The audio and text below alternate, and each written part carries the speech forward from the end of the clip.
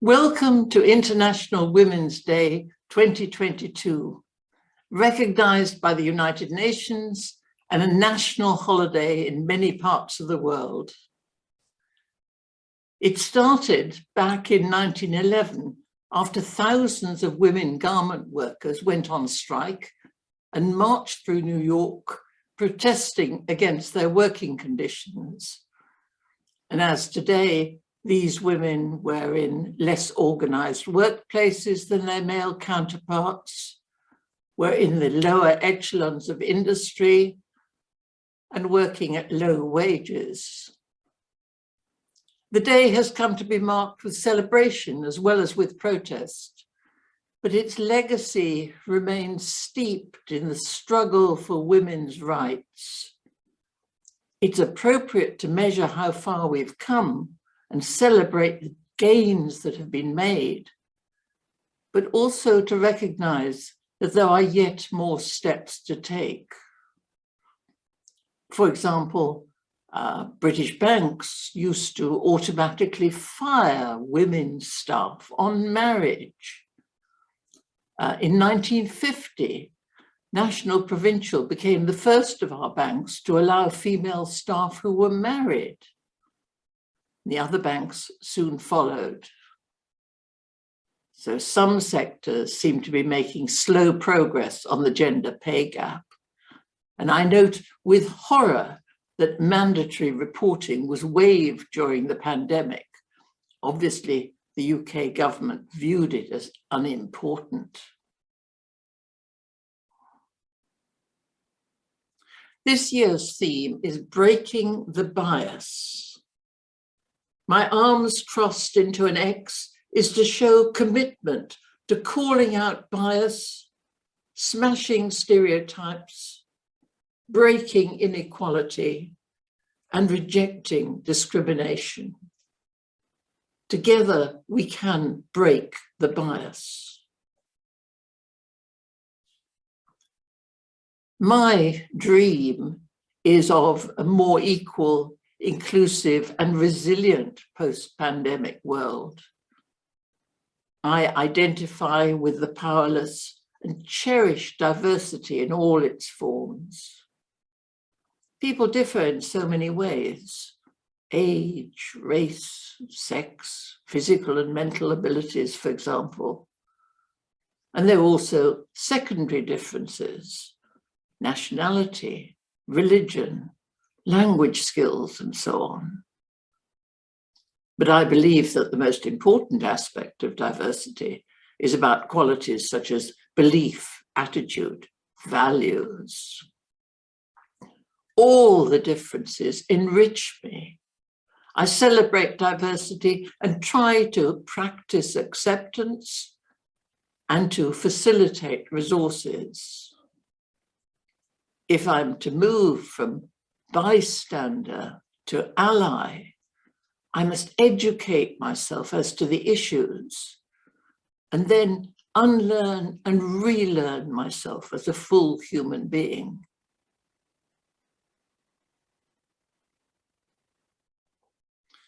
I start by rededicating my crusade for women's empowerment and tell my woman's story with pride.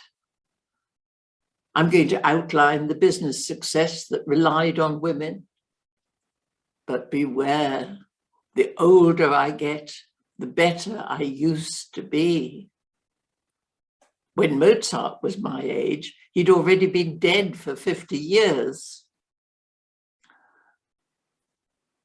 I set up one of the first high-tech companies in Britain. That was back in 1962. Science and technology have opened up a wonderful life for me. But let me explain the background which laid the foundations of my personality. The Holocaust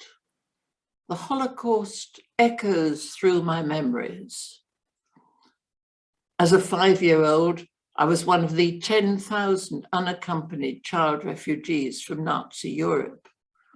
I came to England in 1939, clutching the hand of my 9-year-old sister on a Kindertransport train from Vienna.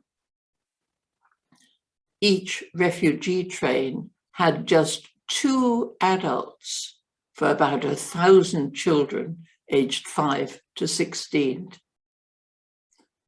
That refugee ordeal taught me to cope with change, indeed eventually to welcome change, which is a real life skill in today's digital world. I chose to try and live a life that had been worth saving, so I don't fritter my time away. Starting at 18, I had a junior position in the public service, a sort of mathematical clerk. I was horrified to find that remuneration went by age and gender. One pay scale for men, another lower scale for women. When strong young men offered to carry my equipment, I used to reply somewhat aggressively, "I believe in equal pay and will carry my own things."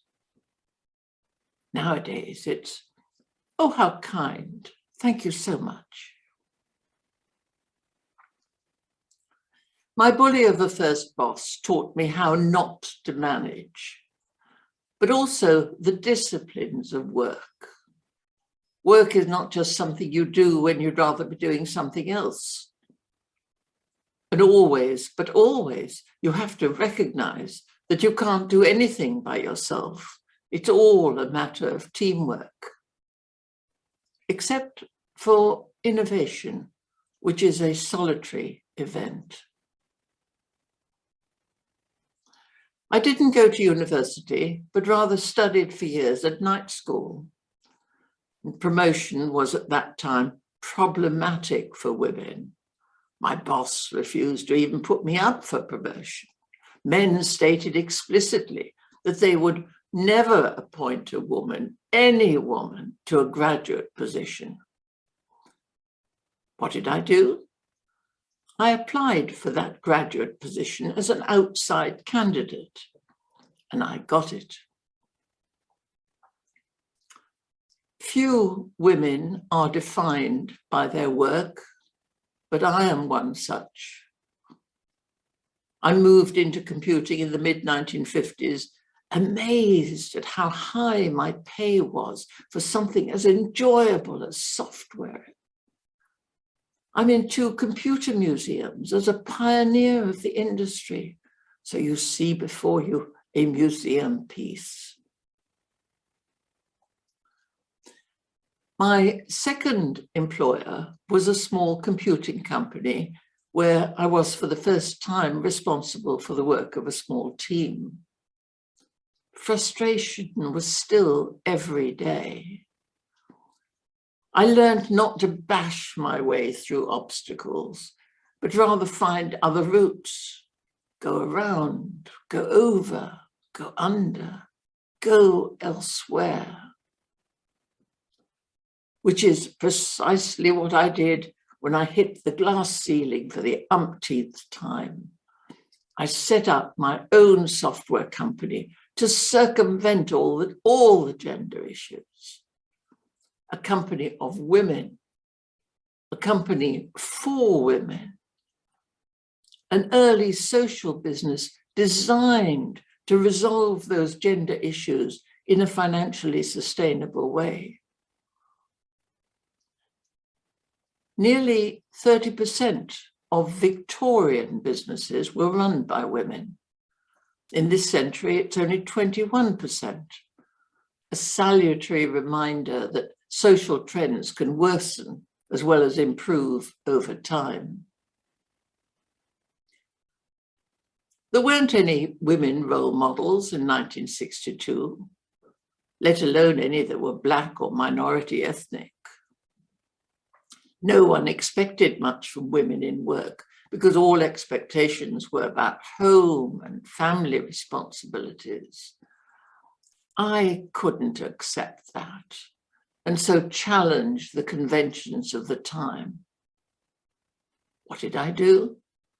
I changed my name from Stephanie to Steve in my business development letters, so as to get through the door before anyone realized that he was a she. I've been Steve ever since. In 1975, 13 years from my company's startup, sex discrimination legislation came in, which meant it was illegal to have our pro-female policies. As a fine example of unintended consequences, my woman's company had to let the men in. And thereon, the company became well balanced between the sexes, which is as it should be. In no way was mine a typical business. In no way am I typical. Money is all very nice, but when it's tied up in the business, you don't notice it. Not everyone is interested in the power that serious money brings. I'm far more interested in the achievement and realization of goals. So I try to lead differently, to act as an advocate and role model for women in the economy.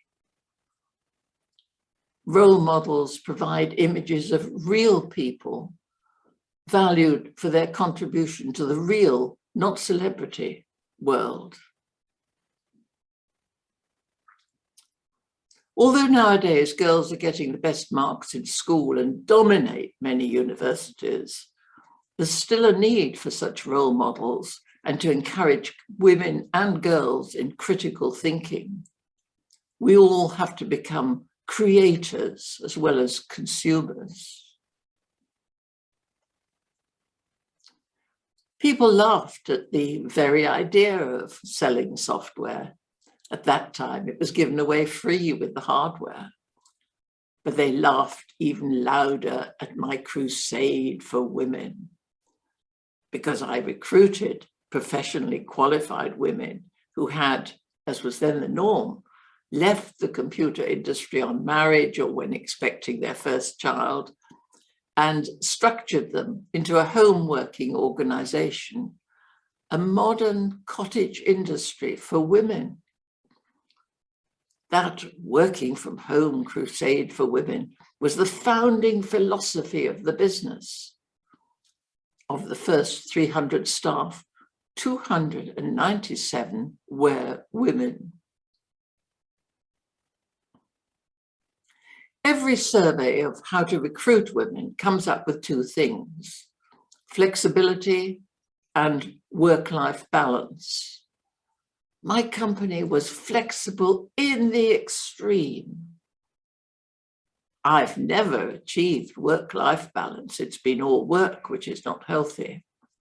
And I've watched female colleagues struggle with the same issues and always advise them to get help, be it domestic help, childcare, and/or reduce their paid working hours.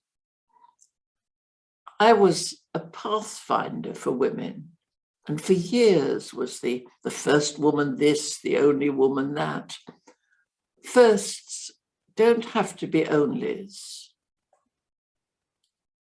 All things financial were then biased against women, and we were disbarred from certain activities. In those days, women couldn't work on the stock exchange or drive a bus. I couldn't even open the company bank account without my husband's authorization. One needed a male signature to rent a car or television, and of course, to get a mortgage. My generation of women fought the battles for the right to work and for equal pay. My company couldn't have started smaller. On the dining room table with what would now be £100, but financed by my own labour and by a second mortgage on our marital home. We pioneered the concept of women returners, women going back into the workforce after a career break, euphemism for having children. We pioneered all kinds of flexible working, part-time, full-time, annual hour and min-max contracts, home or office-based, salaried or consultant, paying people from a cafeteria of benefits, profit sharing, and later co-ownership when I got a quarter of the shares into the hands of the staff at no cost to anyone but me. It was my firm intention to take it to 100% staff ownership, but for family reasons, I had to do a distressed sale of some of the equity, which put paid to that dream. The best I achieved was 24% ownership, and through a highly complex voting system, 62% staff control. So I was doing lots of innovative things. We disguised the part-time and home-based nature of the workforce by offering fixed prices, one of the first to do so for software. Who would have guessed that the programming of the black box flight recorder for supersonic Concorde was done by a team of some 30 women working from their homes? When I started my company of women, people said, "How interesting." But of course, it only works because it's small. And as the company grew, the same people commented that, yes, it's sizable now, but of no strategic interest. And later still, when the company was valued at nearly $3 billion, and I'd made 70 of the staff into millionaires, they had the nerve to comment, "Well done, Steve. But of course, it's nothing new." What an attitude to change.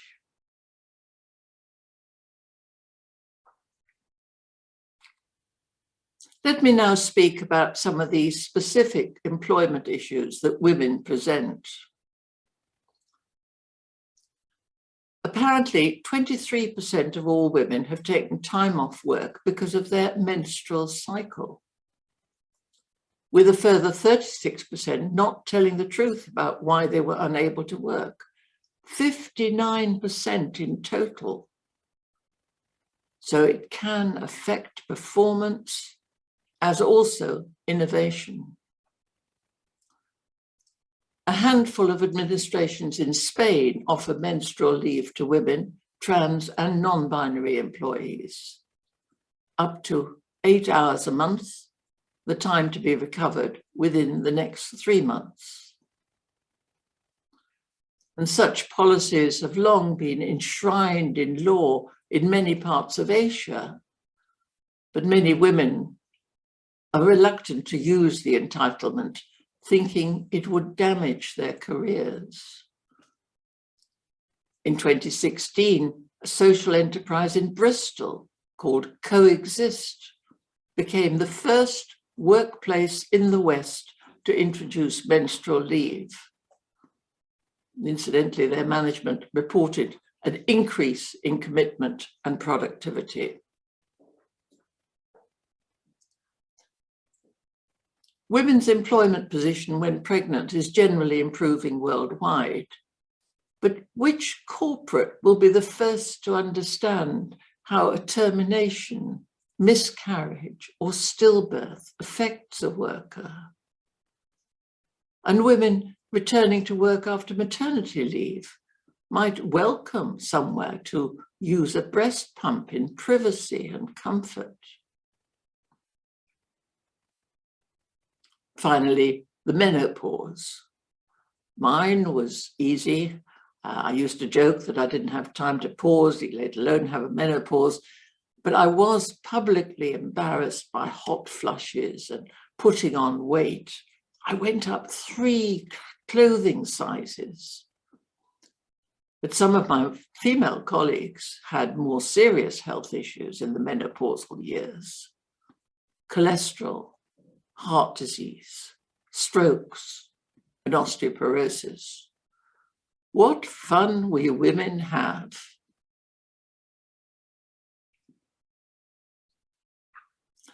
We floated on the main London Stock Exchange in 1996, and there were 8,500 staff, men and women, when our, by then, FTSE 250 company was acquired after 45 years and so delisted in 2007. It's now part of the Sopra Steria Group, a European leader in digital transformation. It's given me enormous wealth, as well as years of pleasure. People refer to my overnight success, but it was a slow burn. 25 years before we paid a puny dividend. Eventually, of course, my company was run by professionals, achieved financial success, and made me a wealthy woman. Definitions vary, but everyone knows that a positive gender pay gap exists. And there are numerous blame the woman excuses, because women are less educated, less motivated, less ambitious, because they're less willing to ask for a salary rise. But resistance is entrenched in male-dominated institutions. Perhaps post-pandemic, we shall be inspired to move from women's issues to concentrate on an effective culture for everyone. But that shouldn't mean that we women can stop challenging gender discrimination or inequalities. So speak out whenever you encounter sexism.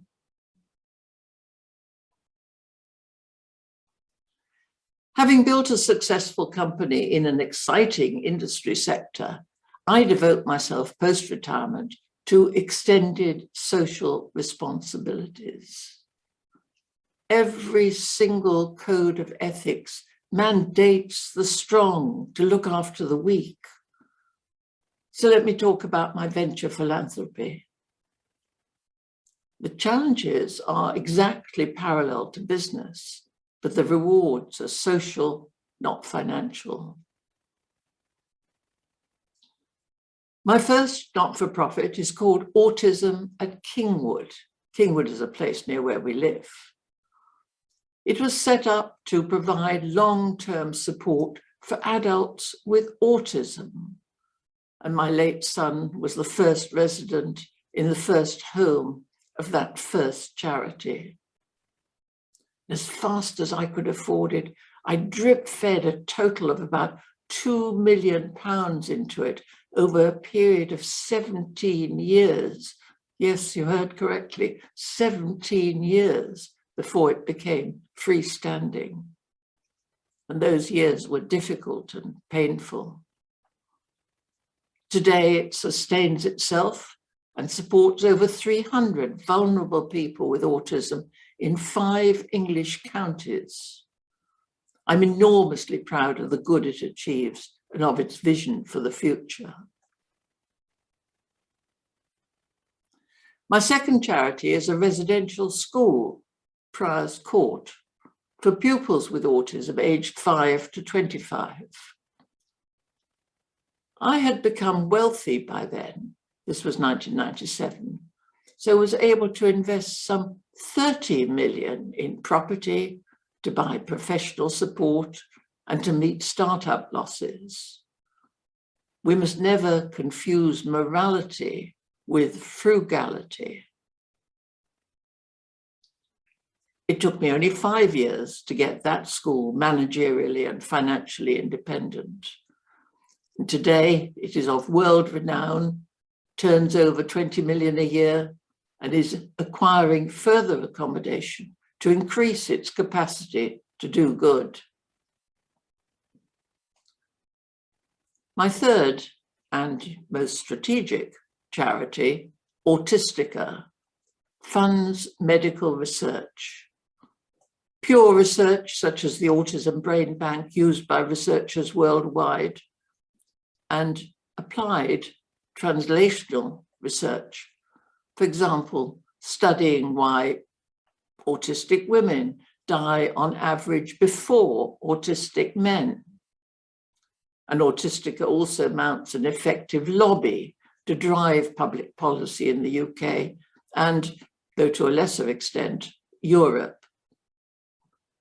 I'm delighted with all three, and my speaking fees and book sales go to Autistica. Thank all of you for your support. It is appreciated. And as Austica's president, I can assure you the money is well and carefully spent.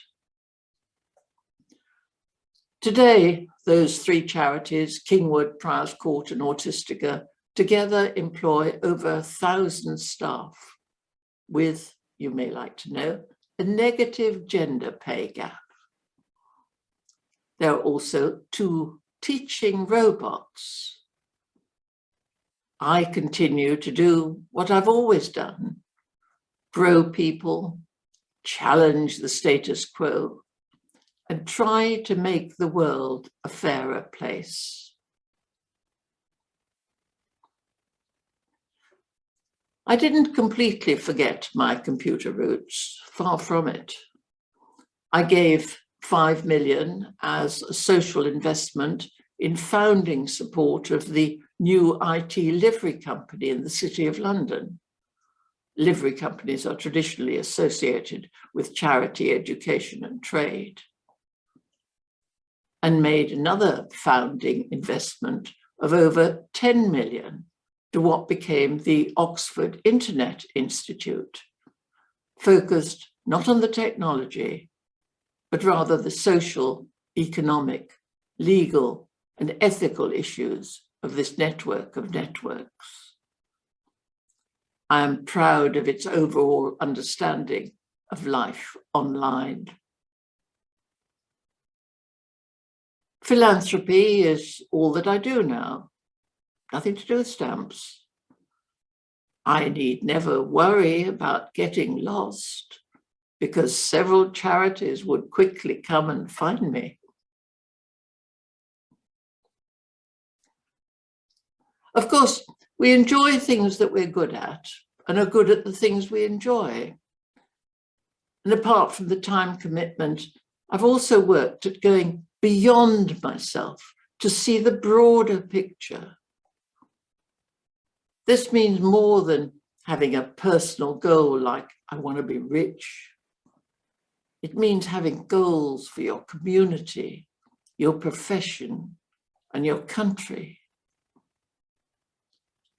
I found during difficult times that to be able to go beyond oneself, you need a healthy selfishness to invest in yourself, your mind, body, and spirit, to ensure your own self-preservation and development. Success, whatever that means to you, is found at the very edge of failure.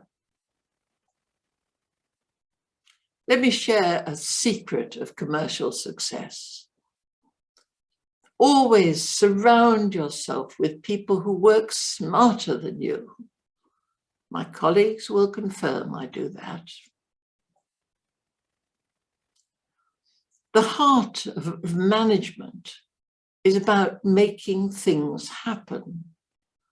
And that's only worthwhile if done with sensitivity to social issues.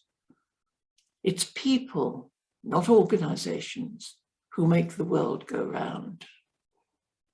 It's people with all our strengths and failings who are the powerhouse at every level of life. The creative spark for new enterprise comes from people. It's their drive that brings an enterprise to life and their professionalism and dedication to quality that makes it flourish.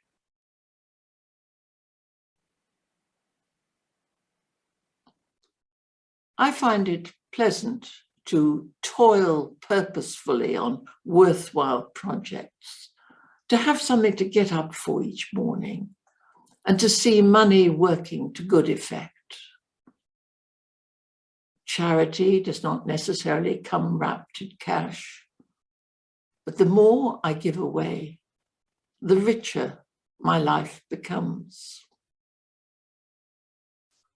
Ladies and gentlemen, the purple, green and white of this brooch flag are the colours of International Women's Day, symbolising justice and dignity, nature and hope, and purity. Many women wear red to indicate strength and power. May the force be with you. Thank you all very much.